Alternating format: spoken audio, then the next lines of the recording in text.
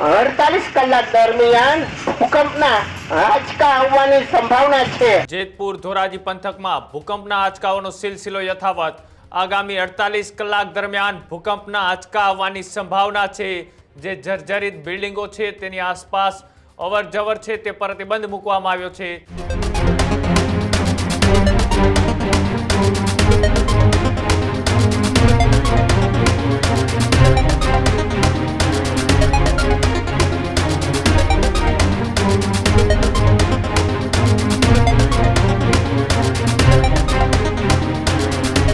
સમાચારોમાં આગળ વાત કરીએ। આજે વહેલી સવારથી સૌરાષ્ટ્રની ધરા ધ્રુજી રહી છે। એક બાદ એક ભૂકંપના જે આંચકાઓ આવી રહ્યા છે તે આંચકાઓ હજી પણ બંધ થયા નથી।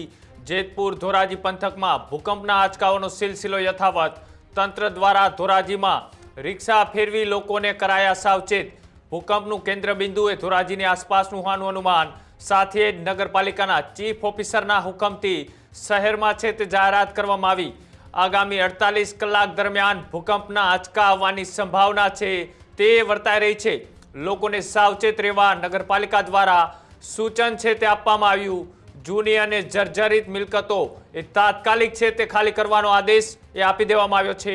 ત્યારે જર્જરિત મકાનો નજીક અવરજવર પર પણ પ્રતિબંધ છે તે મૂકવામાં આવ્યો છે। જે રીતના એ આંચકાઓ આજે વહેલી સવારથી સૌરાષ્ટ્રની અંદર આવી રહ્યા છે, એક બાદ એક જે જિલ્લાઓ છે સૌરાષ્ટ્રના તેમાં આ ભૂકંપના આંચકા એ અત્યારે વર્તાઈ રહ્યા છે।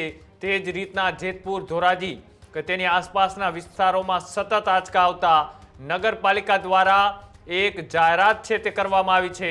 જે જર્જરિત બિલ્ડિંગો છે તેની આસપાસ અવરજવર છે તે પ્રતિબંધ મૂકવામાં આવ્યો છે અને જે જર્જરિત મિલકતો છે તેમને તાત્કાલિક છે તે ખાલી કરવાનો પણ આદેશ આપી દેવામાં આવ્યો છે અને કહેવામાં આવ્યું છે કે આવતી 48 કલાક સુધી સાવચેત રાખવામાં આવે।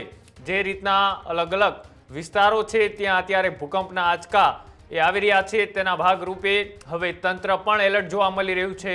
લોકોને અથવા તો કોઈ બીજી જાનહાનિ ન થાય તેના જ ભાગરૂપે એક સાવચેતીના ભાગરૂપે નગરપાલિકા દ્વારા લોકોને અત્યારે સાવચેત કરવામાં આવી રહ્યા છે। કોઈ તો આવનારા 48 કલાક દરમિયાન ભૂકંપના આંચકા આવવાની સંભાવના છે। જેથી જૂની અને જર્જરિત મિલકત તાત્કાલિક ખાલી કરી સલામત સ્થળે ખસી જવું તેમજ આવી મિલકતની બાજુમાંથી હાલવા ચાલવા માટે પ્રતિબંધ ફરમાવવામાં આવે છે। કોઈ તો આવનારા 48 કલાક દરમિયાન ભૂકંપના આંચકા આવવાની સંભાવના છે।